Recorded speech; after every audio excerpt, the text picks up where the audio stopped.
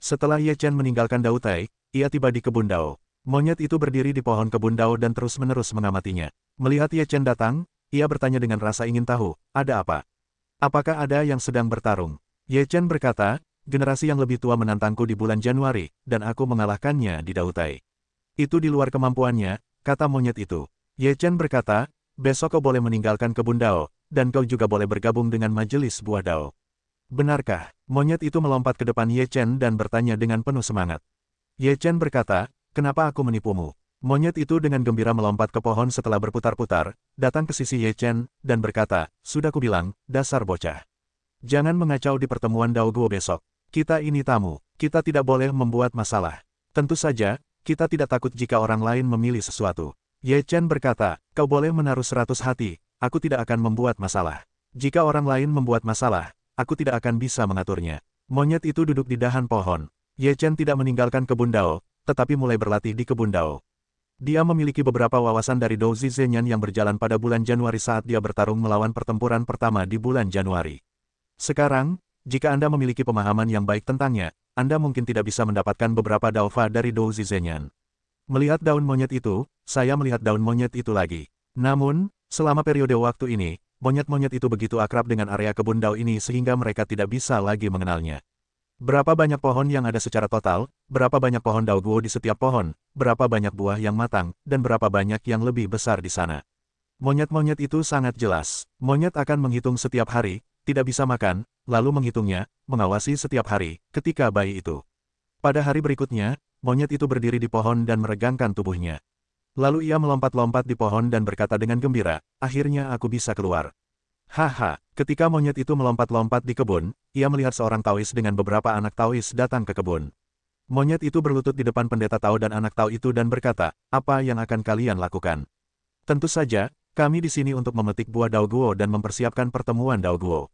Kata Taois itu. Monyet itu berkacak pinggang dan berkata, kebun ini sekarang aku jaga, kau ingin memetik buahnya dengan persetujuanku. Bercanda, kebun ini bukan milikmu. Tuan Yusong yang memerintahkanmu untuk menjaga di sini. Kau benar-benar menjadikan bulu ayam sebagai anak panah. Para Taois membenci Tao. Monyet itu memamerkan giginya dan berkata, aku di sini untuk merawat bayi-bayi kecil ini dengan baik. Itu bukan untukmu yang bisa mengambilnya. Kalau kau mau mengambilnya, kau harus membiarkanku bertemu orang-orang yang berkualifikasi. Kau tidak masuk akal, kata Taois itu dengan marah.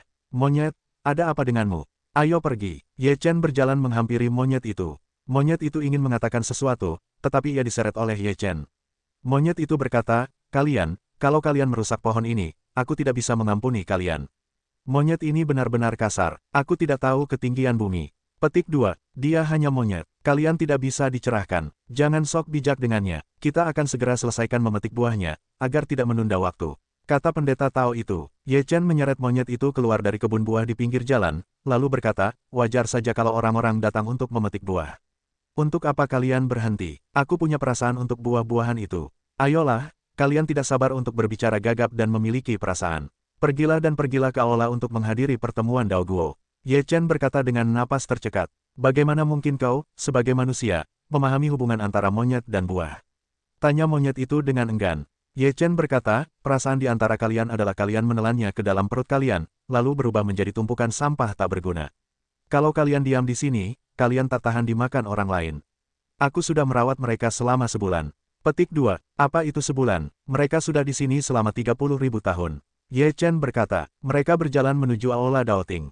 Dalam perjalanan, mereka melihat beberapa orang berjalan menuju Aula Daoting di bawah bimbingan Daotong.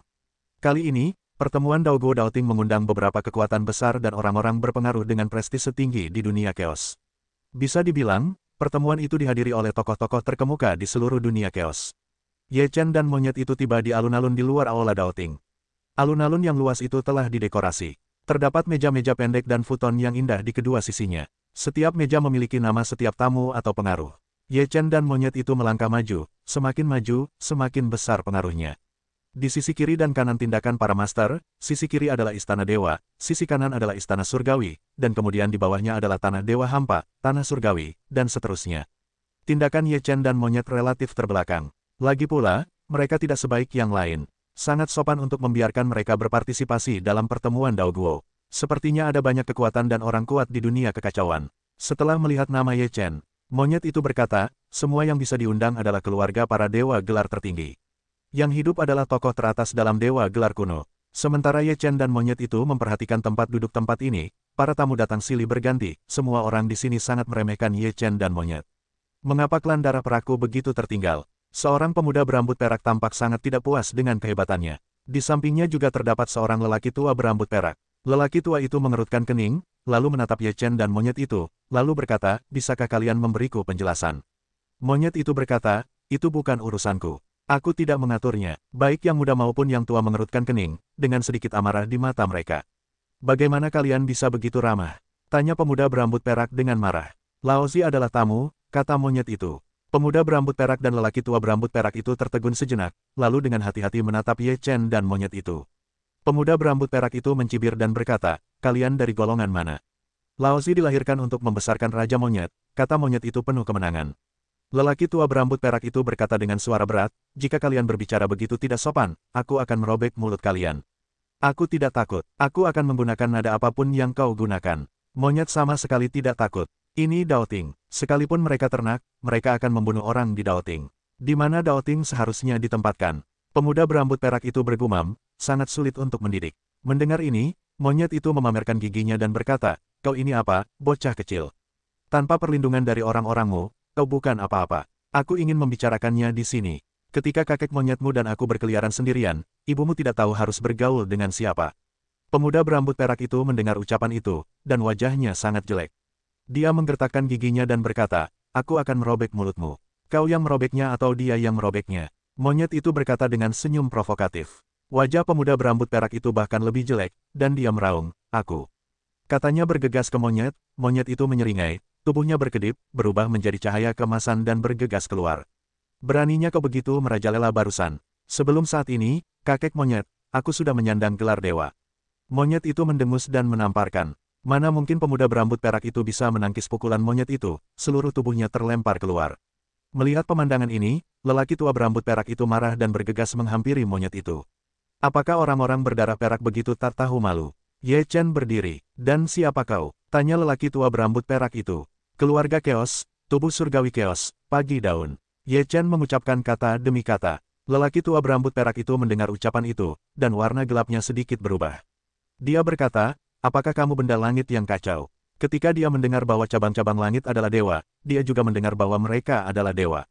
Sekarang dia datang ke Daoting lagi. Dia pasti tamu terhormat Daoting. Dia tidak bisa diprovokasi. Pemuda berambut perak itu bersenandung, bukankah kalian sedang menindas orang? Monyet itu sudah berada di lantai 6 gelar dewa, yang berarti memulai dengan dewa baru. Aku akan mendisiplinkannya untukmu. Jika kau bicara sembarangan, kau akan dipukuli, kata monyet itu. Bolehkah aku mendisiplinkanmu juga? Pria tua berambut perak itu bersikap dingin. Terima kasih sebelumnya, aku tidak bisa mendidik diri sendiri, jadi aku akan melupakan soal disiplin. Kata monyet, saat ini, mereka yang berani datang ke pertemuan Daoguo juga berani datang satu demi satu. Ketika lelaki tua berambut perak melihat ini, ia tidak ingin kehilangan muka di depan umum, jadi ia tidak peduli lagi. Ia membantu pemuda itu berdiri dan duduk di kursinya. Wajah pemuda berambut perak itu sangat muram. Ia tidak menyangka akan dipermalukan seperti itu ketika pertama kali datang ke pertemuan Daoguo. Ia tidak bisa menelan ludah. Jangan khawatir, jika kau ingin menjadi master, kau harus tenang, bisik lelaki tua berambut perak itu. Aku ingin mereka mati, kata pemuda berambut perak itu. Mereka akan mati, tapi tidak sekarang, kata lelaki tua berambut perak itu. Oh, hei, ini bukan tuan muda dari klan darah perak. Ada apa? Kenapa kau masih menggantungkan undian? Pada saat ini, seorang pemuda berjubah ungu datang dan melihat wajah pemuda berambut perak itu membengkak. Ia berkata dengan nada berlebihan, takut orang lain tidak akan mendengarnya. Yunzi, kau mau bertarung? Pemuda berambut perak itu menepuk meja. Yunzi berkata sambil tersenyum, bertarung. Siapa yang tidak tahu kalau pemilik kecil klan darah perak itu adalah bunga rumah kaca yang terkenal. Aku takut bunga rumah kaca itu akan hancur jika aku tidak hati-hati. Sungguh dosa besar. Kau, pemuda berambut perak itu gemetar karena marah. Kakakmu mati karena kesombongannya, jadi kau harus belajar darinya. Pria tua berambut perak itu mendengus dingin. Wajah Yunzi menjadi muram dan berkata dengan dingin, siapapun yang membunuh kakakku harus dibunuh. Nada bicaramu terlalu keras. Paman keduaku membunuh saudaramu. Kau bisa membunuh paman keduaku. Pada saat ini, pemuda berjubah darah dan lelaki tua berambut merah muncul di pertemuan Daoguo. Pemuda berjubah darah itu bernama Sueyu. Dia adalah penguasa kecil klan darah. Di antara keturunan klan darah, Sueyu adalah yang paling dekat dengan leluhur klan darah. Apakah kau penguasa kecil klan darah? Ketika Yunzi melihat bulu darah, matanya langsung tenggelam. Sueyu berkata, ya, kau ingin membalas dendam paman keduaku. Atau kau pikir aku bisa melakukannya? Yunzi berkata, apakah kau pantas? Aku tidak tahu apakah kau pantas bertarung denganku, tetapi aku tahu kau bahkan tidak memiliki kualifikasi untuk berbicara dengan paman keduaku. Bulu darah berkata dengan nada meremehkan, aku tidak pantas bertarung denganmu. Wajah Yunzi benar-benar muram. Kalimat ini adalah penghinaan terbesar baginya. Dia adalah keturunan dewa yang paling dihormati. Sueyu berkata sambil tersenyum, mau ku beritahu dengan tindakanku. Aku menantikan tindakanmu. Yunzi berkata dengan dingin. Sueyu berkata, baru saja ada yang bilang aku tidak pantas untuknya, tapi sekarang aku menantikannya. Apa kalian semua dari keluarga Yun? Kalian memprovokasiku, memprovokasi singa. Itu hal terbodoh yang pernah kulakukan, kata Yunzi dingin. Mendengar ini, Sueyu tertawa terbahak-bahak, seolah mendengar lelucon terbaik di dunia. Apa yang kau tertawakan? Yunzi merasa dingin. Sueyu berkata, aku tertawa melihatmu begitu sombong sampai menganggap dirimu singa. Oh, ngomong-ngomong, kau hanya bisa menggambarkannya sebagai binatang buas. Beraninya kau menghinaku. Yunzi meraung, hendak menyerbu ke arah Bloodfeather. Bloodfeather berdengung, dan seluruh tubuhnya yang dipenuhi gas darah langsung melesat. Sebuah suara juga terdengar seperti kilatan, melesat ke arah Cloudfeather. Dua orang bertabrakan dalam sekejap, gumpalan gas darah bergulung-gulung, seperti binatang buas yang melahap awan dengan ganas. Momentum Yunzi juga sangat mengerikan, dan Bloodfeather, yang memiliki gelar dewa tertinggi, sangat mengerikan. Saat mereka bertabrakan, mereka langsung tersungkur ke belakang, dan tak satu pun dari mereka yang unggul. Setelah mereka berdiri teguh, mereka berdua saling menyerang dengan penuh semangat. Kekuatan dahsyat membombardir mereka, dan kekuatan mengerikan menyapu mereka. Dalam sekejap, mereka menghancurkan tempat pertemuan yang telah disiapkan. Keturunan dewa gelar tertinggi, itu sedikit berlebihan, Bloodfeather berkata dengan nada meremehkan. Wajah Yunzi muram luar biasa. Sebagai keturunan dewa bergelar tertinggi, dan dalam keluarga, garis keturunannya sangat dekat dengan leluhur dewa tertinggi. Sungguh memalukan Yunzi diejek oleh sisa-sisa kejahatan klan darah yang telah menghancurkan klan. Awan akan mengaum, dan darah akan meledak dalam sekejap, dan bulu darah akan ditekan. Sueyu sama sekali tidak peduli. Sebuah kekuatan dahsyat juga meletus. Pakaian dan jubahnya seperti berburu. Mereka mulai berebut kekuatan darah. Kekuatan dua orang dalam ledakan semua upaya, dua kekuatan dahsyat di antara mereka berdua terus meletus, menemui jalan buntu, tidak ada yang bisa langsung menekan pihak lain. Kekuatan keturunan klan darah memang bagus. Jika kau memberinya waktu untuk tumbuh, dia tidak akan jauh lebih buruk dari kita jika kita berada di garis awal yang sama denganmu dan aku, kata Ye Chen objektif. Monyet itu berkata, memang benar bakat mereka sangat bagus, tetapi bagaimanapun juga, mereka terlalu sedikit untuk bertarung dengan cara bertarung yang bodoh seperti itu, yang menghabiskan energi dan tidak dapat mengalahkan lawan secara instan. Kuncinya adalah jika seseorang menyerang secara diam-diam saat ini, dia pasti akan mati. Ye Chen berkata sambil tersenyum, mereka berbeda dengan lingkungan tempat tinggal kita, jadi ini tidak sebanding. Tetapi mereka memiliki sumber daya seperti itu, asalkan mereka dapat tumbuh dengan cepat di lingkungan sebesar ini di masa depan. Monyet itu mengangguk tanpa ragu, lalu berkata, Dao Ting akan membiarkan mereka menghancurkan tempat ini. Ye Chen berkata sambil tersenyum, balikkan saja meja-meja ini. Apakah Dao Ting akan peduli dengan meja-meja ini? Monyet itu berkata, jika kamu mati di sini, Dao Ting tidak mudah bertanggung jawab. Dao Ting bukan orang bodoh. Tentu saja, dia bijaksana. Kamu tidak perlu khawatir. Jika ada pertunjukan yang bagus, kita bisa menontonnya, kata Ye Chen. Ketika monyet itu mendengar kata-kata itu, dia juga tersenyum jahat. Pertarungan antara Sueyu dan Yunzi juga menarik banyak murid Dao Ting. Banyak murid Dao Ting berkumpul di sekitar alun-alun, dan beberapa pasukan yang datang untuk menghadiri pertemuan Dao Guo datang ke sini dan sangat penasaran. Apakah pertemuan Dao Guo dimulai sebelum dimulai? Memalukan kedua idiot ini harus bertarung di sini. Zhu Zhen datang ke alun-alun, melihat bulu darah dan ambisi awan dalam kekuatan kompetisi, dengan jijik bersenandung. Saudara-saudara, bagaimana dia bisa dibandingkan dengan kita? Seorang pemuda muncul di samping Zhu Zhen, matanya sangat dingin dan sombong. Zhu Zhen menatap pemuda yang muncul dan berkata, siapa kau? Kekosongan, kekosongan, dan kekosongan. Pemuda itu berkata dengan ringan. Ternyata itu kesombongan. Apa kau pikir mereka berdua idiot? Semua saluran seismik. Sudong meremehkan, kita di sini untuk berpartisipasi dalam pertemuan Dao Guo. Kita tidak makan Dao Guo, tapi kita membuang-buang waktu dan tenaga di sini. Bukankah itu bodoh? Ketika Zhu Zhen mendengar pidato itu, dia tertawa dan berkata, itu benar. Saudara Su benar. Napas Sueyu dan Yunzi cepat tersengal-sengal, dan perlahan-lahan melemah. Namun, tidak ada yang ingin menjadi yang pertama mundur dari pertempuran. Siapapun yang mundur dari pertempuran menunjukkan siapa yang lemah. Semakin banyak penonton, banyak dari mereka adalah pasukan yang diundang untuk menghadiri pertemuan Dao Guo. Terlebih lagi, setiap pasukan memiliki yang terbaik dari generasi muda. Mustahil kehilangan muka di depan orang-orang ini. Mereka tidak mewakili diri mereka sendiri. Jika mereka adalah ras kekuatan di belakang mereka, itu sangat berarti. Ini benar-benar ramai. Ini pertarungan kalau sudah begini. Seorang remaja menyerbu kerumunan, lalu berkata dengan ekspresi gembira. Diam. Kemudian, seorang pemuda lain menyerbu masuk dan langsung memukul kepala pemuda itu sambil berteriak. Pemuda itu sangat tidak puas dan cemberut, sekarang semuanya sudah di luar istana surgawi. Apa kau tidak malu padaku? Aku kakakmu. Kalau aku tidak mendengarkan, aku akan dipukuli. Pemuda itu berkata, aku hanya tidak mengenalimu. Kakak, kau hanya bisa menggertakku. Terserah kau saja. Pemuda itu juga acuh tak acuh terhadap Tao. Tepat ketika semua orang menyaksikan kegembiraan itu, sebuah jas putih muncul, diikuti oleh suara Qin di langit.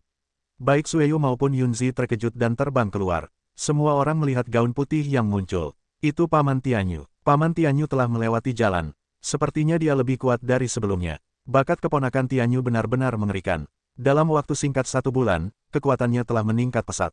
Para murid Daoting semua ketakutan. Siapa ini? Dia kuat. Anak laki-laki di kuil itu membuka mulutnya dan menatap langit. Pakaian putih berkibar, musik merdu, generasi baru pertama, Dao Si Tianyu, kata pemuda Tiangong. Dialah jenius Tianyu yang secara langsung merupakan lapisan kedua dari gelar dewa. Anak laki-laki di kuil itu terkejut. Pemuda Tiangong itu mengangguk dan berkata, namun, dia tampaknya lebih kuat daripada rumor yang beredar. Pengadilan Tao telah dipenuhi dengan orang-orang berbakat dalam beberapa tahun terakhir. Berapa banyak bakat yang akan dilampaui oleh Taois Tianyu ini? Tanya pemuda Tiangong. Kukira kau membenci segalanya, ternyata kau mengagumi orang lain, kata pemuda Tiangong. Aku bukan orang bodoh, kata anak laki-laki itu. Kurasa tidak, pemuda Tiangong berkata dengan ringan. Ye Chen dan monyet itu menatap Tianyu. Ye Chen terkejut dan berkata, bakat Taoisme Tianyu benar-benar buruk. Dia bisa mencapai kemajuan pesat dalam 1 bulan. Jika kau memberinya sedikit waktu lagi, dia mungkin bisa menembus level ketiga dewa. Orang ini buruk sekali. Jika kau memberinya perintah lagi, dia pasti akan melampauimu, kata monyet itu. Ye Chen tersenyum dan berkata, jika dia bisa melampauiku, itu memang kemampuannya. Aku tidak perlu khawatir, lain kali aku akan melampauinya. Kau berhati besar, kata monyet itu. Apalagi, apa aku akan membunuhnya sekarang karena takut dia akan melampauiku. Monyet itu berkata, kau bunuh dia dan bergabunglah dengan Daoting. Daoting tidak akan kentut lagi. Ye Chen memelototi monyet itu, lalu tidak berkata apa-apa. Sudah lama dikatakan bahwa bakat Taois Tianyu di generasi baru Daoting dan generasi Tianzi sangat luar biasa. Hari ini, sungguh pantas menyandang reputasinya. Seorang pemuda berjubah emas keluar dan berkata, Tianyu melirik pemuda berjubah emas itu, lalu berkata kepada beberapa murid generasi bawah di Daoting, bersihkan tempat ini dan ganti meja lagi. Pertemuan Dao Guo akan segera diadakan. Baik, Paman, kata murid generasi bawah itu dengan hormat. Setelah itu, Tianyu berbalik untuk pergi. Aku sedang berbicara denganmu, apa kau tidak mendengarku? Pemuda berjubah emas itu mengerutkan kening. Tianyu masih tidak memperhatikan pemuda berjubah emas itu, lalu berjalan menuju pohon pinus giok dan memberi hormat Tuan Muda. Yusong mengangguk lalu berkata, pergilah dan lakukan hal-hal lain. Tianyu memberi hormat dan pergi. Yusong menatap seluruh umat manusia sambil tersenyum, hadirin sekalian, pertemuan Dao Guo akan segera dimulai. Saya harap Anda dapat memaafkan saya atas sambutan yang buruk di Daoting. Para murid Daoting kembali mengatur tempat perjamuan secepat mungkin. Silakan duduk dulu, kata Yusong sambil tersenyum. Yunzi, Sueyu, dan Jinpao tampak tidak senang, sementara yang lain telah menemukan tempat duduk mereka sendiri dan berniat untuk mengambilnya. Mengapa keluarga Yun saya tertinggal dari keluarga dewa tertinggi lainnya? Tanya Yun ambisi dengan nada tidak puas. Peringkat kursi didasarkan pada pertimbangan kami yang berulang. Siapapun yang ingin mengubah peringkat harus dibuktikan dengan kekuatan, kata Jade Pine dengan ringan. Kalau begitu, gunakan kekuatan untuk mengatur ulang kursi. Kata Bloodfeather, konyol, kualifikasi apa yang kalian miliki untuk bersaing dengan kami? Ejek pemuda berjubah emas itu. Jangan berpikir bahwa istana dewamu adalah kekuatan zaman kuno, jadi kau pikir itu hebat. Melihat jubah pemuda itu penuh dengan penghinaan. Pemuda berjubah emas itu masih mencemooh dan mencibir, sejak pembentukan 6 alam kekacauan, yang pertama dan satu-satunya yang menyatukan 6 alam di istana dewa kita. Apakah itu sebanding dengan keluargamu? Mudah bagi istana dewaku untuk menghancurkan keluargamu. Wajah Yunzi muram dan berkata, sekarang, tidak ada yang memiliki gelar dewa tertinggi. Setiap orang memiliki detail gelar dewa tertinggi. Ras mana yang menurutmu dapat dengan mudah kau hancurkan? Kau memang memiliki dasar gelar dewa tertinggi, tetapi kau juga harus melihat siapa yang memiliki informasi yang semakin dalam. Pemuda berjubah emas itu berkata dengan nada menghina. Jika dibandingkan dengan 3 kekuatan besar di zaman kuno, detail keturunan gelar-gelar tertinggi ini benar-benar tidak layak disebutkan. Di zaman kuno, ada beberapa dewa gelar tertinggi di 3 kekuatan besar, dan ada dewa gelar tertinggi di keluarga dan ras ini. Dibandingkan dengan mereka, ini sungguh jauh dari sempurna. Sekaya apapun fondasinya, jika generasi mendatang tidak berjuang untuk sukses, akan ada waktu untuk kelelahan. Tidakkah kau malu mengandalkan detail peninggalan leluhur kita untuk mendukung pemandangan ini? Sueyu mencibir, apa kau bermaksud bertengkar di antara kita para pewaris? Bagilah yang tinggi dan yang rendah, lalu atur kembali tempat duduknya, kata pemuda berbaju emas itu. Ini hanya camilan buah, di mana aku bisa duduk daripada memakannya. Monyet itu memiringkan kakinya dan memandang rendah semua orang. Semua orang memandang monyet itu dan mengerutkan kening. Pemuda berjubah emas berkata, "Monyet, siapa kau?" "Aku seekor monyet, dibesarkan oleh langit dan bumi, hidup berdampingan dengan langit dan bumi, bersaing dengan matahari dan bulan." Monyet itu menggantungkan ekspresi yang ingin meledakkan langit. Ekspresi seperti ini sangat sulit dikalahkan, tetapi monyet itu sama sekali tidak takut. Selama orang-orang tua itu tidak bertarung, generasi muda mana yang akan menjadi lawannya? Hanya monyet batu, jalan bulu darah. Seekor monyet batu berani begitu merajalela. Kupikir dia keturunan dewa, kata Yunzi. Tentu saja, aku punya modal merajalela. Siapa di antara generasi muda di sini yang berani menantangku? Dalam 3 tusukan, aku akan memintamu untuk berlutut memohon belas kasihan, dan serahkan semua daogo yang ingin kau makan sebentar lagi. Jika aku tidak bisa melakukannya, aku akan memberikannya padamu. Kata monyet, sombong, aku ingin melihat berapa banyak kati yang kau miliki. Pemuda berjubah emas itu penuh semangat dan kemanusiaan. Ketika monyet itu melihat pemuda itu berdiri, dia mengalihkan pandangannya dan berkata, baiklah, jika kau kalah, daogo harus diberikan kepadaku. Aku bukan tipe orang yang tidak menepati janji. Pemuda berjubah emas itu bersenandung. Monyet itu berkata, kalau begitu, semua orang yang hadir akan memberikan kesaksian. Jika aku tidak bisa melakukannya, Raja Monyet akan segera meninggalkan Daoting. Jika orang ini tidak bisa melakukannya, dia harus keluar dari aula Daoting dan tidak pantas duduk di sini. Monyet, jangan main-main. Yusong mengelus jenggotnya. Jelas, Yusong telah melihat tujuan monyet itu. Monyet itu berkata sambil tersenyum, sekarang aku khawatir bahkan jika aku ingin berhenti, orang ini tidak akan melakukannya, atau itu tidak akan menyelamatkan muka. Tuan Yusong, karena aku telah berjanji untuk turun, kita harus bertarung. Pemuda berjubah emas itu berkata. Yusong berkata, karena Anda diundang untuk berpartisipasi dalam pertemuan Daoguo hari ini, aku tidak ingin melihat siapapun di sini melakukan kesalahan. Kalau tidak, aku tidak akan dianggap enteng. Tuan Yusong, jangan khawatir. Monyet itu tidak akan berpengaruh padaku. Pemuda berjubah emas itu berkata dengan percaya diri.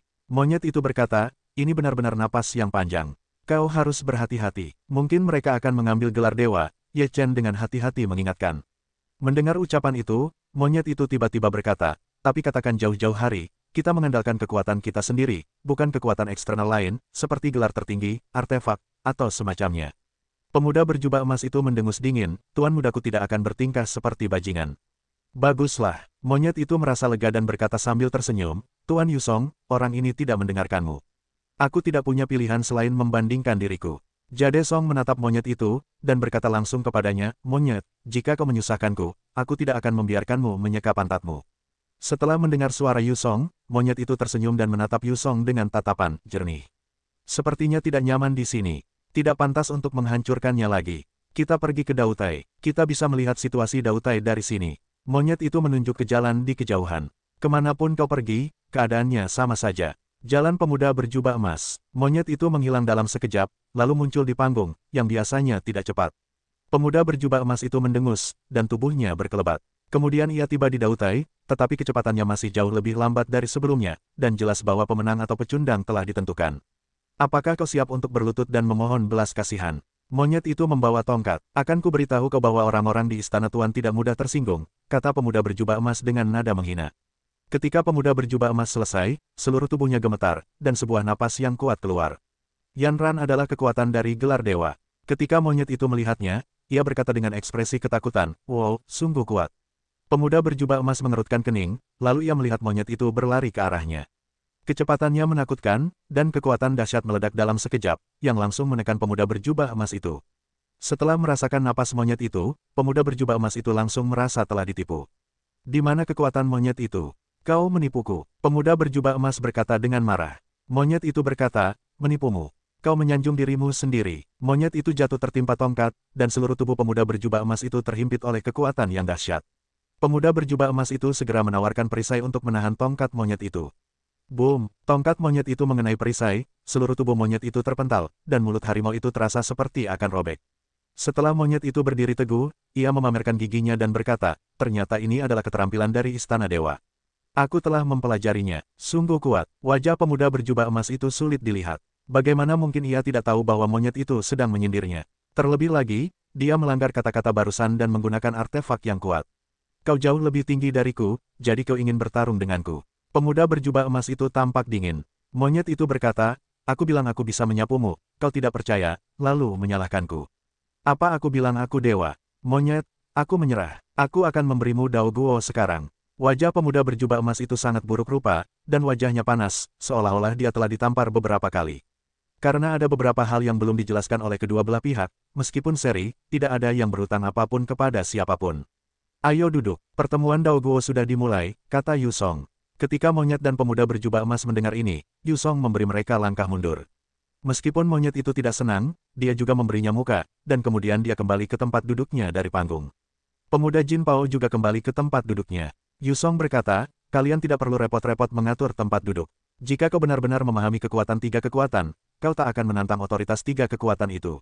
Sama seperti Dao Ting, bahkan buah Dao Ting pun tak terlihat di keluargamu yang lain, tapi ada begitu banyak di Dao Ting kami.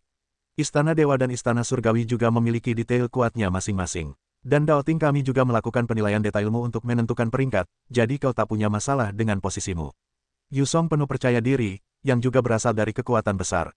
Yu Ping juga tak terjerat dalam masalah seperti itu, ia terus membuka jalan, hadir di jalan buah. Dengan kata-kata ini, anak-anak Tao yang telah lama menunggu itu pun membawa buah Dao Guo. Dua buah Dao Guo diletakkan di nampan buah masing-masing Tao Tong secara teratur di hadapan semua orang. Ini adalah buah-buah Taoisme yang telah mekar dan berbuah selama 30.000 tahun, yang sangat membantu pemahaman Taoisme. Di antara generasi muda yang hadir, mereka baru saja menjadi dewa. Setelah memakan buah Dao Guo, mereka pasti bisa membuat terobosan besar, kata Yu Song. Beberapa generasi muda di sini adalah orang-orang berbakat. Jika bukan karena daftar dewa yang tidak kacau, mereka pasti sudah dipuja selama bertahun-tahun dan tidak akan ditunda hingga sekarang. Dan di zaman ketika mereka tidak bisa menjadi dewa, mereka juga menumpuk sangat dalam, selama ada sedikit kekuatan eksternal untuk dipromosikan, alam mereka akan meningkat pesat.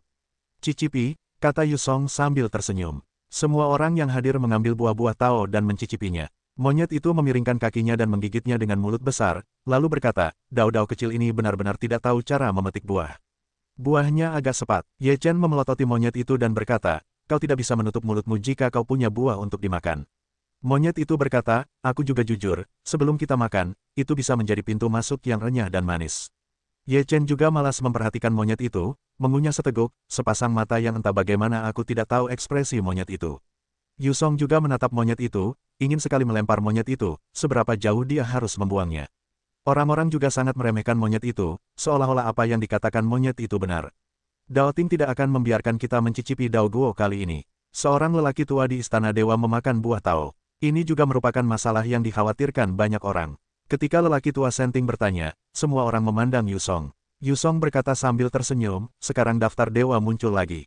Ini hal yang baik untuk dunia yang kacau, tetapi ini juga menunjukkan bahwa dunia yang kacau tidak akan damai. Tidak ada kedamaian. Banyak orang terkejut, di mata mereka terpancar secercah warna kompleks, tetapi segera mereka juga menutupinya, berpura-pura tidak mengerti apa yang mereka lihat. Apa maksud Dao Ting dengan tidak damai? Tanya seorang lelaki tua di Tiangong. Yu Song berkata, kalian semua yang hadir bukanlah keturunan dewa tertinggi, atau bahkan ras yang kuat. Mereka semua relatif mendalam, jadi kita seharusnya memiliki beberapa tanggung jawab. Orang yang kuat tidak hanya tercermin di alam, tetapi juga tanggung jawab dan tanggung jawab orang yang kuat. Dao Ting adalah yang pertama mengatakan bahwa jika ada yang ingin membuat kekacauan di dunia yang kacau, Dao Ting akan menjadi yang pertama menghentikannya. Nada bicara Yu Song sangat tegas, yang tidak dapat diubah. Semua orang di tempat kejadian menatap Yu Song, dan tidak ada yang terburu-buru menyatakan posisinya. Ye Chen berkata, aku, klan kekacauan, tidak akan pernah tinggal diam. Aku mendukung kekacauan, kata monyet itu. Tidak ada orang lain yang berbicara, dan mereka tidak terburu-buru. Tidak ada seorang pun di sini yang bodoh. Mereka semua tahu bagaimana menunggu dan melihat. Terkadang keadilan akan membawa bencana bagi mereka, jadi mereka tidak akan pernah mengambil risiko. Hanya ketika 6 kekuatan telah mencapai tingkat kekuatan absolut, mereka dapat mencapai tingkat kekacauan absolut. Terlebih lagi, satu-satunya hal yang bisa kita lakukan sekarang adalah 3 kekuatan di zaman kuno. Ras atau keluarga lainnya, bahkan jika mereka bergabung, bukanlah saingan kekuatan kuno. Oleh karena itu, mereka juga sangat jelas bahwa begitu mereka membuat pernyataan, mereka menentang siapa yang tidak akan menguntungkan mereka sama sekali. Benda-benda langit yang kacau berani mengungkapkan pendapat mereka. Dalam pandangan mereka, mereka benar-benar bertelanjang kaki dan takut memakai sepatu. Yusong tidak meminta mereka untuk membuat pernyataan. Hari ini, dia hanya memberitahu pengadilan kemanusiaan ini posisi mereka. Ngomong-ngomong, dia melihat reaksi orang lain yang hadir. Dia punya sedikit ide, namun, orang-orang ini juga sangat berakar dalam, generasi yang lebih tua semuanya rubah tua, generasi muda tidak sederhana, jadi tidak mungkin untuk melihat masalah yang terlalu besar dalam kesempatan seperti itu. Sekarang menyembah dewa sudah menjadi hal yang biasa, siapa yang akan mengorbankan kebesaran dunia dan melakukan sesuatu yang merugikan kepentingan manusia di dunia? Tanya Zhu Zhen. Ini juga yang hilang. Beberapa orang mungkin telah mencapai titik pembenaran diri, jadi ketika pikiran mereka panas, mereka berada di ambang kepunahan. Yun Zidao, dengan kekuatan kita, mustahil bagi kita untuk menimbulkan kekacauan di 6 lingkaran. Dalam situasi baik saat ini, apa yang bisa kita lakukan jika kita menimbulkan kerusuhan? Terowongan kosong. Kalau kau tahu siapa dirimu dan apa yang kau cari, sebelum insiden Dongchuang, tak seorang pun bisa memastikan siapa yang tidak akan melakukan hal seperti itu, atau apa tujuan orang lain. Jadi, masih terlalu dini untuk menyimpulkan. Bloodfeather mendengus dingin. Aku tahu apa yang kau pikirkan. Kau pasti berpikir dalam hatimu bahwa hanya 3 kekuatan yang bisa menimbulkan kerusuhan. Sekarang setelah pengadilan Daoting mengeluarkan pernyataan, kau pikir itu pengadilan ilahi atau istana surgawi kita. Kata pemuda berbaju emas. Kau benar sekali. Kurasa begitu. Kau yang paling berkuasa. Kau bahkan tak bisa berpikir begitu. Para monyet takut dunia akan kacau. Kalau kami benar-benar ingin membuat kekacauan, kaulah yang pertama kali dihancurkan. Pemuda berjubah emas itu mendengus dingin. Kau bisa melakukannya, aku percaya pada karaktermu, kata monyet itu. Pemuda berjubah emas itu tampak buruk rupa, tetapi ia tidak terus berdebat dengan monyet itu, dan terus mencicipi buah itu. Menurutku, jika kita ingin dunia benar-benar damai, kita harus bersatu, kalau tidak, akan sulit mencapai tindakan terpadu, kata lelaki tua berambut perak itu. Apakah kau bermaksud membiarkan kekuatan tertentu menyatukan 6 alam? Yunzi bergumam, siapa yang akan menyatukan 6 alam? Semua saluran seismik, siapapun yang terkuat di alam akan menyatukan 6 alam. Sejak zaman kuno, yang kuat dihormati. Kata lelaki tua berambut perak itu. Menurutmu siapa yang terbaik? Tanya Sudong sambil tersenyum. Petik 2. Menggali lubang darah itu sungguh licik. Para tetua klan darah perak bukanlah orang bodoh. Mereka bisa memahami arti kata Sudong. Menurutmu siapa yang terkuat? Kurasa pasti ada jawaban di dalam pikiran kehampaan. Kata lelaki tua berambut perak itu. Sudong berkata sambil tersenyum, jika kekacauan hari ini adalah tentang kekuatan, wajar saja jika itu adalah 3 kekuatan besar di zaman kuno. Tapi aku tidak tahu detail dari 3 kekuatan di zaman kuno, jadi aku tidak bisa mengatakan siapa yang terkuat. Kata-kata Sudong seolah mengungkapkan idenya sendiri, tetapi sebenarnya, tidak mengatakan apa-apa. Pria tua berambut perak itu berkata, kau memiliki banyak detail tentang kehampaan. Kau bahkan bisa membuka terowongan kehampaan, yang menutupi hampir seluruh kehampaan. Selagi kau menghasilkan banyak uang, apa kau tidak tertarik? Sudong sangat jujur dan berkata sambil tersenyum, mungkin kau tidak tahu bahwa leluhur dewa tertinggi kita di tanah dewa kehampaan adalah seorang pengusaha sebelum menjadi biksu yang kuat, tetapi kemudian menjadi dewa gelar tertinggi. Jadi kita juga mewarisi garis keturunan leluhur kita. Itu memang pengusaha, seorang pencari keuntungan. Terowongan hampa itu terlalu mahal. Kalau begini terus, yang lain akan kehilangan segalanya dalam perjalanan pulang. Kata si monyet dengan sangat kesal. Ini terutama untuk Ye Chen. Meskipun dia tidak membuat batu kekacauan sendiri, dia sangat kesal melihat Ye Chen memberikan batu kekacauan itu kepada Dewa Void. Harganya sangat mahal. Sudong tidak marah dan berkata sambil tersenyum, biaya terowongan kosong itu terlalu tinggi. Jika biaya layanan tidak dinaikkan, bukankah kita akan bekerja gratis di tanah kosong? Apa hubungannya biaya tinggimu dengan kami? Bukannya kami memintamu untuk membuka terowongan kosong, dan ketika kau membuka terowongan kosong itu, kau mendapatkan persetujuan kami. Kami ingin hidup damai, tetapi kami semua kesal padamu. Monyet itu mengeluh. Kekosongan adalah tempat umum. Karena kau tidak mengembangkannya, kami yang akan mengembangkannya. Jika kami tidak mampu membayar biaya layanan yang tinggi, kami tidak perlu melakukannya. Kami semua adalah konsumen sukarela, dan kami tidak dipaksa untuk membeli dan menjual.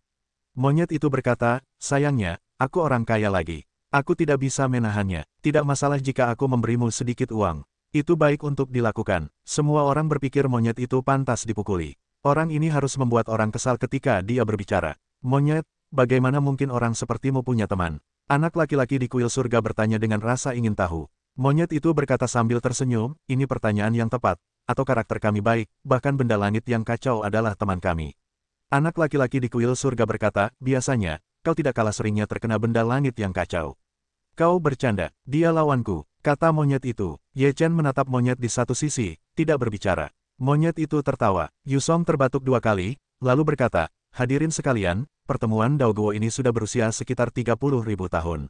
Saya harap setelah 30.000 tahun, kita bisa duduk bersama dan menikmati buah dari 60.000 tahun. Implikasi Yusong sangat jelas, semua orang bisa mengerti. Daoguo dari Daoting sungguh luar biasa. Jika Anda berkesempatan mencicipi buah dari 60.000 tahun, itu akan menjadi hal yang luar biasa, kata Zhu Zhen sambil tersenyum. Lain kali, saya harap Anda datang ke istana dewa kami dan duduklah. Anggur dari istana dewa kami pasti akan membuat Anda lupa untuk kembali. Pemuda berjubah emas itu berkata sambil tersenyum. Anggur Qiongjiang Yuye, mata monyet itu membulat dan bergumam, jika anggur giok dengan buah tao, rasanya pasti tidak enak. Silakan bermimpi. Ye Chen berkata, Anda telah menyinggung orang istana dewa. Dia memanggil Anda untuk pergi menangkap kura-kura dalam toples, dan orang-orang tidak akan memanggil Anda ke sana. Monyet itu berkata, aku terlalu malas untuk pergi. Setelah pertemuan Daoguo berakhir, semua pasukan secara berturut-turut telah mundur dari Daoting. Ye Chen juga berencana untuk tinggal di Daoting selama beberapa hari dan kemudian meninggalkan Daoting. Aku akan melawanmu. Tianyu tiba-tiba muncul, dan nadanya sangat tenang. Ye Chen berkata, kau bukan lawanku. Kalau saja aku melawan lawan lemahmu sendiri, bagaimana caranya aku bisa berkembang? Aku ingin bertarung dengan yang kuat, kata Tianyu. Ye Chen tersenyum mendengar ucapan itu, lalu berkata, kalau begitu pergilah ke Dautai. Tianyu tidak banyak bicara, jadi dia langsung pergi ke Dautai. Mereka berdiri berhadapan. Saat itu, banyak murid Daoting sangat terkejut ketika melihat orang-orang berdiri di panggung. Paman Guru Tianyu akan bertarung melawan Chaos Celestial Body. Aku tidak tahu apakah Paman Guru Tianyu akan memenangkan pertempuran ini. Paman Guru Tianyu secara alami mampu mengalahkan Chaos Celestial Body. Apakah masih perlu dikatakan, siapa yang memberi kepercayaan pada penggemarmu? Ada 2 tingkatan yang berbeda di antara mereka. Sehebat apapun Tianyu, dia tidak bisa menang. Terlebih lagi, Ye Chen dapat bersaing dengan gelar Shenwu. Tianyu pasti akan kalah dalam pertempuran ini. Monyet itu datang dan berkata dengan nada menghina. Para murid Daoting sangat tidak puas melihat monyet itu. Tianyu adalah idola mereka. Tentu saja, mereka tidak senang dipandang rendah oleh monyet itu. Dan siapa yang lebih kuat dari kekacauan? Tanya murid Daoting. Monyet itu tersenyum dan berkata, tentu saja, aku lebih kuat. Raja monyet sudah berada di tingkat ke-6 alam dewa, dan alam semesta chaos hanyalah tingkat ke-4 alam dewa, yang masih jauh. Setelah kompetisi, murid Daoting berkata, karena kau lebih kuat dari alam semesta chaos, bagaimana kau bisa menjadi pengikut alam semesta chaos? Mendengar ini, monyet itu merasa tidak puas dan berkata, bisakah kau mengobrol? Apa itu pengikut? Aku sudah sangat dekat dengannya, dan kau tidak akan mengerti jika aku memberitahumu.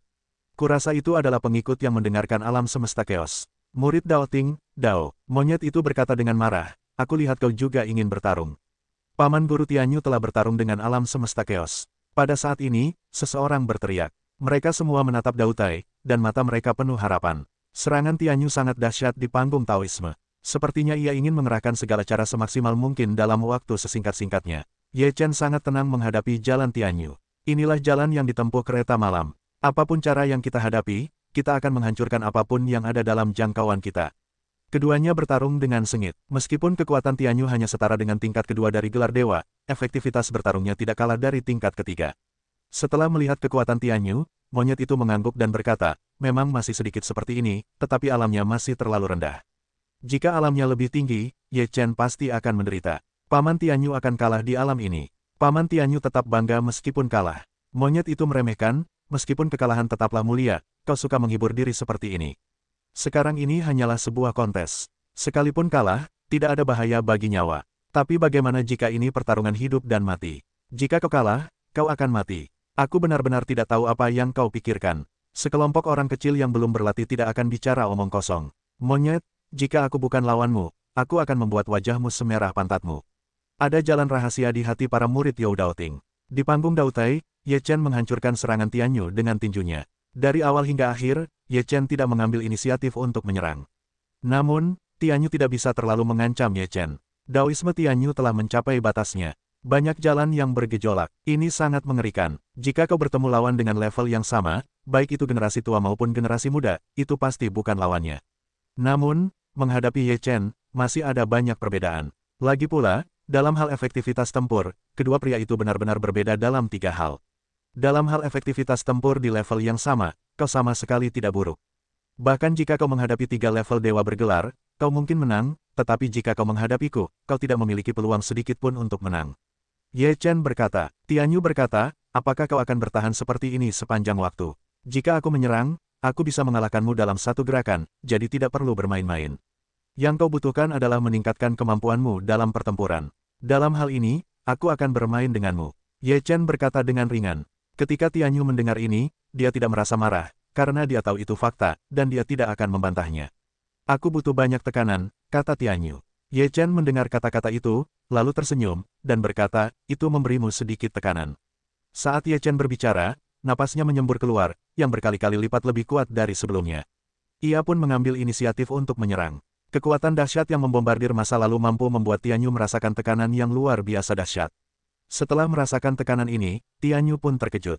Inilah kekuatan Ye Chen, dan ia tahu bahwa ini bukanlah seluruh kekuatan Ye Chen, melainkan hanya sebagian.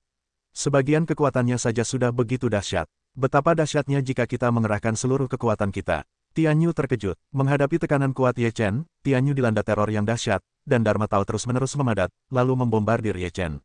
Ledakan, serangan kedua pria itu saling bertabrakan, dan kekuatan murni saling bertabrakan. Jubah Ye Chen berkibar, dan serangannya dihantam oleh Tianyu. Ye Chen melihat ini, tersenyum tipis, lalu napasnya menjadi lebih kuat, menekan Tianyu. Tianyu merasakan tekanan yang semakin kuat, dan seluruh napasnya juga dengan cepat menjadi lebih kuat, lalu bertabrakan dengan Ye Chen. Melihat pemandangan ini, monyet itu menyentuh dagunya dan berkata, di mana pertarungan ini? Jelas ini latihan pendamping. Biarlah Ye Chen, bocah ini, menjadi pendamping latihan, dan Tianyu ini juga ada di mata Ye Chen. Benturan dahsyat terus terjadi di platform Tao. Setiap benturan membuat para murid gemetar karena setiap benturan terlalu kuat, dan setiap benturan mungkin merupakan serangan terakhir Tianyu. Napas Ye Chen semakin kuat. Awalnya, Tianyu masih bisa melawannya, tetapi sekarang ia terus-menerus terbang mundur, yang sama sekali tidak dapat dilawan. Ye Chen melancarkan serangan telapak tangan, dan Tianyu terbang terbalik, dan pertarungan berakhir sepenuhnya. Tianyu berdiri, lalu menatap Ye Chen dan berkata, kau memang kuat, tapi kau tidak perlu berpuas diri. Aku akan melampauimu. Terserah kau saja, kata Ye Chen ringan. Tianyu berkata bahwa ia akan pergi. Ye Chen berkata, jika kau benar-benar ingin menjadi kuat, kau tidak bisa melakukannya dalam pengasingan. Kau hanya bisa melalui pengalaman dan mengalami hidup dan mati berulang kali. Manusia dipaksa keluar dari potensi mereka dalam proses hidup dan mati. Petik 2. Kau benar. Setelah ini, aku akan meninggalkan Daoting, pergi keluar untuk mengalami dan pergi ke tempat paling berbahaya, kata Tianyu. Tempat paling berbahaya. Ketika Ye Chen mendengar kata-kata itu, ia bertanya dengan rasa ingin tahu dalam hatinya di mana tempat paling berbahaya. Di awal kekacauan, bayangan Viantin tetap berada di tanah. Tianyu berkata, ini adalah dunia yang indah. Orang-orang kuat yang muncul dari awal kekacauan akan meninggalkan jejak di sana. Kamu bisa bertarung dengan orang-orang kuat itu dan belajar dari mereka. Dan ada tempat seperti ini. Ye Chen terkejut. Tianyu berkata, misalnya, banyak murid dari 3 kekuatan di zaman kuno akan memilih untuk pergi ke negeri Viantin untuk berlatih. Jika kau bisa mengalahkan yang kuat di level yang sama, itu berarti kau lebih kuat dari mereka yang kuat. Ye Chen mendengar ucapan itu dan mengangguk, ini benar-benar tempat yang sangat bagus. Aku akan pergi berlatih denganmu. Kau juga akan ikut. Tianyu ragu-ragu. Kau pikir aku tidak perlu berlatih? Ye Chen berkata sambil tersenyum. Tianyu berkata, kalau begitu ikutlah denganku. Setelah Ye Chen dan Tianyu turun dari panggung Tao, mereka membicarakan pengalaman itu dengan monyet itu. Monyet itu juga sangat tertarik dan berteriak-teriak untuk berlatih. 3 hari kemudian, Ye Chen dan monyet itu mengucapkan selamat tinggal kepada Yu Song dan meninggalkan Daoting bersama Tianyu. Perjalanan ke negeri Viantin masih panjang. Kalian harus melewati terowongan hampa, kata Tianyu. Monyet itu berkata, kalian pikir kami tidak punya uang untuk melewati terowongan itu. Tianyu menatap monyet itu dan tidak berbicara lagi. Setelah mereka tiba di terowongan hampa, mereka melewati terowongan hampa itu. Ini menunjukkan bahwa negeri Viantin terlalu jauh.